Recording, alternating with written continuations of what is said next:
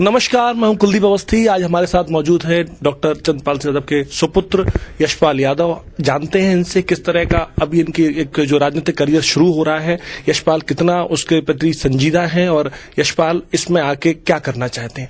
यशपाल, पहला सवाल आपसे मेरा ये है कि राजनीतिक करियर में आप आ रहे हैं, इसके पहले हमें ये बताएं कि आपका जो भी पढ़ाई आपने कहाँ से की, अब तक क्या सोच रखा था जीवन में, इंजीनियर बन गए हैं आप? जी सर, मैंने स्कूलिंग लखनऊ से की है। मैं स्कूलिंग पूरी 12th तक मैंने लखनऊ से की है। उसके बाद फिर मैंने दिल्ली यूनिवर्सिटी ऑफ दिल्ली से, दिल्ली कॉलेज ऑफ इंजीनियरिंग से मैकेनिकल इंजीनियरिंग की है ग्रेजुएशन। उसके बाद फिर मैंने बीच में थोड़ा सा इंजीनियरिंग के बाद मेरी प्लेसमेंट हुई, मैंने कुछ काम किया एंड फाइनली MBA में सिलेक्ट हो गया। तो मैंने फिर अपना मास्टर्स किया और उसके बाद मैं royal bank of Scotland England में गया अराउंड 11 मंथ्स के लिए। और 11 मंथ्स के बाद क्योंकि फैमिली में लोगों का प्रेशर था कि वापस कंट्री में वापस आने का, तो मैं इंडिया वापस लौट आया। इंडिया वापस आके फिर मैंने जॉब नहीं किया, फिर मैंने अपना बिजनेस स्टार्ट किया। फिर मैंने छोटा सा एक अपना इंडस्ट्री स्टार्ट किया और उसको एक्सपैंड किया। तो अभी तक तो मैं वही मैन्युफैक्चरिंग इंडस्ट्रीज है मेरे, जो मेरा मेन काम है। इस पर राजनीति में आने का विचार पहले से था या कैसे विचार बना, और राजनीति में आके क्या करेंगे लोगों के लिए? विचार पहले से तो नहीं था, लेकिन मैंने काम काफी किया है। मैंने 2012 के चुनाव में, जब मैं लंदन में था, मैं छुट्टी लेके आया था और मैंने यहाँ पे पापा के लिए काम किया था, पार्टी के लिए काम किया था, पूरा 1 महीने रुका था। फिर बीच बीच में पब्लिक फंक्शंस में मैं जाता रहता था, सोशल काम भी काफी किए हैं, यहाँ पे लोगों से जुड़ा रहता था। और कहीं ना कहीं ये था, क्योंकि मैं इंग्लैंड में रहा हूँ, मैंने पूरा यूरोप पूरा देखा हुआ है, मैं गया हूं, काम किया है, वहां पे बैंक में था तो वहां पे जाना मेरा होता था। तो कहीं ना कहीं ये रहता था कि अपनी जगह, जो हमारा झांसी है, जो हमारा गांव है, वो सब देख के बड़ा दुख होता था कि हम इन लोगों से बहुत पीछे हैं और कहीं मैं कुछ कर सकता हूं, इस एक्सपोजर को कहीं यूज कर सकता हूं। तो वो करने की कोशिश हमेशा से मन में थी। करना तो मैं बहुत कुछ चाहता हूं, लेकिन अब पता नहीं, अब मौका मिल रहा है तो कोशिश करूंगा कि जो बेहतर से बेहतर कर सकूं। पहले फिर लोकसभा में भी मैंने काम किया पार्टी के लिए। लोकसभा में काम करने के बाद भी मैं जुड़ा रहा यहाँ पे लोगों से। सबसे ज्यादा लोग मुझसे तभी जुड़े थे लोकसभा के समय से, क्योंकि मैं पूरे क्षेत्र में घूमा था, लोगों से काफी मिला, फिर उनसे मेरा वो रिलेशन एक बनता गया और बाद में भी रहा। इस बार मौका मिला है तो इस बार कोशिश करूंगा। अभी तो मैंने 2 महीने की छुट्टी भी ले ली और शायद मुझे लंबे समय तक लेनी पड़े। तो मैं कोशिश करूंगा कि जो मैंने जो भी एक्सपोजर लिया है, जो बाहर से सीखा है, उससे कुछ अपने क्षेत्र में बदलाव ला सकूं। तो ये बहुत बड़ी बात होगी। इस पर जानकारी हमारे पास में ये है कि पहले आप मान नहीं रहे थे, फिर राम गोपाल जी के कहने के बाद आप माने हैं टिकट के बाद। जी, पहले मैं नहीं मान रहा था, क्योंकि मुझे ऐसा लग रहा था कि मुझे थोड़ा समय चाहिए राजनीति में आने के लिए।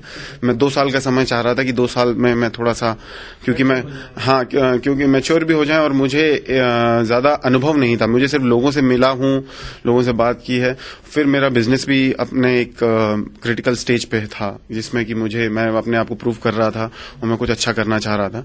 तो मुझे ऐसा लग रहा था कि मुझे थोड़ा सा टाइम मिले तो मैं बाद में इसके बारे में सोच सकता हूं। लेकिन बाद में उन्होंने मुझे काफी समझाया, उन्होंने बताया कि समय किसी का वेट नहीं करता, आपके लिए सही समय है और आप इसमें आइए। ये आपसे अगर एक बात की जाए तो अभी आप जो जनसंपर्क कर रहे हैं, लोगों के बीच जा रहे हैं, तो मुख्य समस्या निकल के क्या आ रही है, उसका कैसे निदान करेंगे?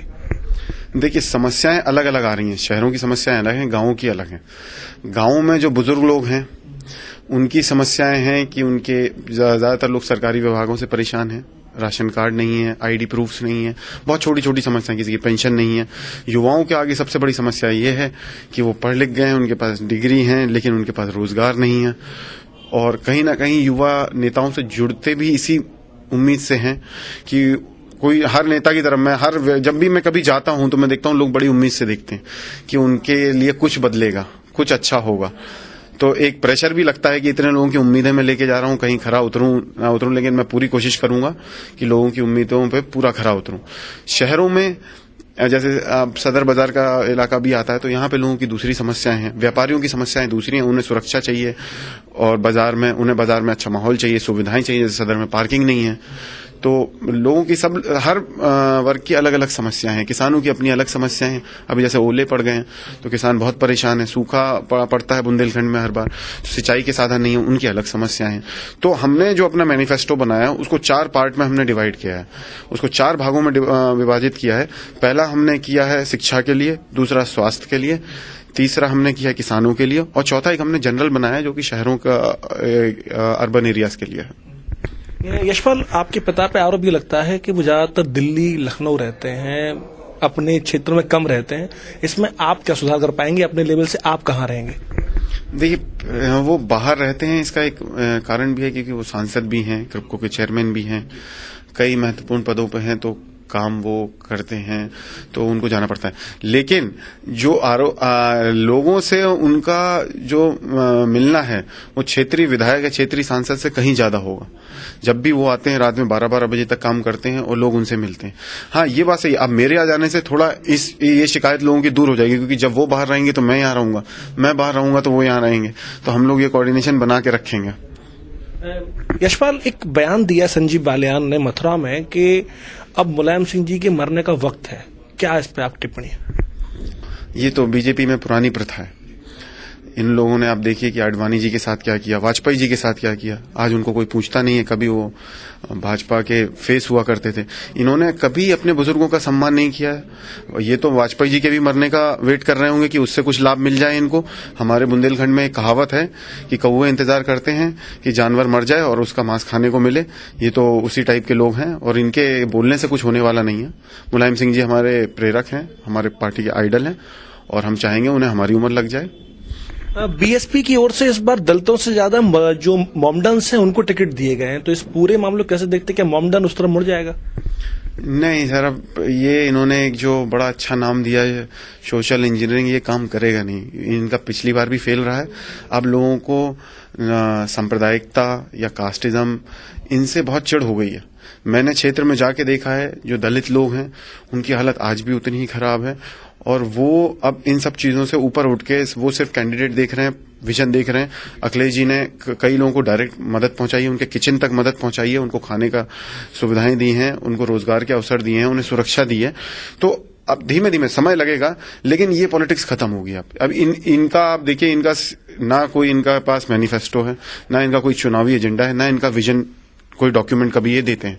इनका सीधा सीधा एक फॉर्मूला लगाते हैं ये कास्टिज्म पे कि हमें मुस्लिम मिल जाए, हमें दलित मिल जाए, हमें ब्राह्मण्स मिल जाए, हमें ये मिल जाए, और ये सत्ता में आते हैं। जब ये सत्ता में आते हैं इस कॉम्बिनेशन से, तो ये काम कभी नहीं करेंगे, और ये लोग महसूस कर चुके हैं। यशपाल, जिस तरीके से देखने को मिल रहा है कि समाजवादी पार्टी में अभी काफी उपद्रव हुआ, काफी देखने को मिला, और अखिलेश जी ये कह रहे हैं कि उन्होंने बहुत सारे विकास कार्य कराए। अगर विकास कार्य कराए हैं तो फिर उनको गठजोड़ क्यों करना पड़ा, वो गठबंधन क्यों करना पड़ा उनको, यदि जनता उनको मान रही थी तो? गठबंधन पहले तो बीच में ये हो गया था कि गठबंधन हो ही नहीं रहा है। हम तो तैयार थे अकेले लड़ने चुनाव में आने के लिए भी, और हम पहले भी आए हैं। लेकिन इस बार हमने सोचा कि अगर राहुल जी और अखिलेश जी 1 पे 11 हो जाते हैं तो क्या बुरा है इसमें। तो दोनों पार्टियां मिलके एक दूसरे के सपोर्ट। बुरा क्या, अपने आप को कमजोर मान के चल रहे हैं अखिलेश जी, तब जाके उनको 7 दिन लेना पड़ा उनको? नहीं, कमजोर मान के नहीं चल रहे हैं, कमजोर मान के बिल्कुल नहीं चल रहे हैं, क्योंकि हम लोग एक ही मुद्दे को लेके चुनाव में जा रहे हैं, तो हम बेहतर है कि मिलके लड़ें। जीतने के बाद पहला काम क्या कराएंगे आप? जीतने के बाद पहला काम, बहुत सारे काम हैं। कई गांवों में मैंने बोल रखा है, उनको बता के आया हूं कि अगर मैं जीता तो सबसे पहले कई जो जिनमें लंबी दूरी तय करनी पड़ती, सड़कों का काम है, तो और सबसे पहला काम तो सिक्योरिटी का जो काम है, सुरक्षा, वो हम करवाएंगे। और जो बाजारों में जो व्यापारियों की समस्या है, इनको सुरक्षा की दिक्कत है, तो हमने सीसीटीवी कैमरे का प्रोविजन रखा है इसमें कि हम लगवाएंगे, वो हम पहले साल में करवाएंगे। और मैंने जैसे मोदी जी ने स्मार्ट सिटीज का कॉन्सेप्ट दिया था, उसमें उन्होंने खैर कुछ किया नहीं, हम स्मार्ट विलेज का कॉन्सेप्ट लेके आएंगे। हर साल मैं 5 गांव अडॉप्ट करूंगा और स्मार्ट विलेज बनाऊंगा। सबसे पहले मैं उस पर फोकस करूंगा कि एक आइडल विलेज बनाए जाएं, जो कि लोगों को दिखाएं कि गांव आइडल विलेजेस ऐसे होते हैं।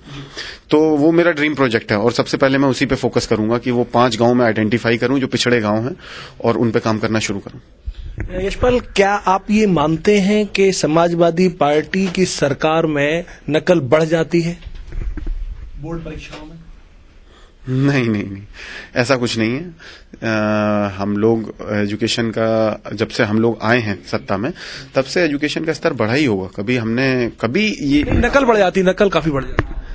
सर, नकल करने के लिए मतलब ऐसा कोई गवर्नमेंट से तो कोई ऑर्डर निकलता नहीं है। मुझे इस चीज के बारे में ज्यादा जानकारी भी नहीं है कि ये डाटा किसने दिया कि नकल बढ़ जाती है, और इसका मेरे ख्याल से सरकार का कोई लेना देना नहीं है इसमें। सरकार तो निरंतर प्रयास कर रही है कि शिक्षा का स्तर सुधरे, और इसमें उन्होंने काफी काम भी किया है। लेकिन नकल के बारे में तो मैं आज ये बात पहली बार सुन रहा हूँ कि नकल बढ़ जाती है। यशपाल, ये मानते हैं कि जवाहर बाग कांड, मुजफ्फर वाला जो दंगा हुआ था, उन सारे से जनता का ध्यान भटकाने के लिए ये पूरा ड्रामा किया गया जो अभी चल रहा 2 महीने? नहीं, ये ऐसा कुछ भी नहीं है। देखिए, वो मुजफ्फरनगर वाला कांड जो था वो हम सब लोगों के लिए बड़ा दुखद है, और मैं आपको बताऊं कि वो एक साजिश के तहत किया गया था। लोकसभा चुनाव आ रहे थे, उस समय लोगों को भड़काया गया वहां पे, और ये कार्य किया गया। मैं खुद पर्सनली वहां पे गया हूं, मैंने देखा है कि हिंदू मुसलमान कितने प्रेम से रहते थे वहां पे, और कई सालों से वो लोग ऐसे रहते आ रहे हैं। लेकिन ये बहुत ही घिनौनी हरकत थी जो ये परिवार में हुआ है। ये तो इसको हम कह सकते हैं एक एवोल्यूशन हुआ है। समाजवादी पार्टी, एक कहावत है कि खूब से बेहतर और बेहतर से खूब तलाश कर, तो समाजवादी पार्टी ने एक नेक्स्ट लेवल पे गए हम लोग। जो हमारी पार्टी में क्रिमिनल एलिमेंट्स थे, जो गलत लोग थे, उनको अलग किया है, और हमने अखिलेश जी ने एक अपने हिसाब से एक नई पार्टी इवॉल्व किया। जिस तरीके से ये पूरा चल रहा है, ऐसे में आपका विरोधी कौन मान के चल रहे हैं? किस पार्टी से मुकाबला है आपका? जैसा कि अभी लग रहा है, विरोध में तो मैं नहीं मानता, हम लोग काफी स्ट्रांग हैं, लेकिन जैसा कि लग रहा है कि भाजपा और सपा के बीच में कड़ा मुकाबला होगा। तो भाजपा और सपा के बीच कड़ा मुकाबला होगा, ये हम बात कर रहे थे यशपाल यादव से, जो कि बबीना विधानसभा से विधायक का चुनाव लड़ रहे हैं। Kuldeep Awasthi, JMD news, Jhansi.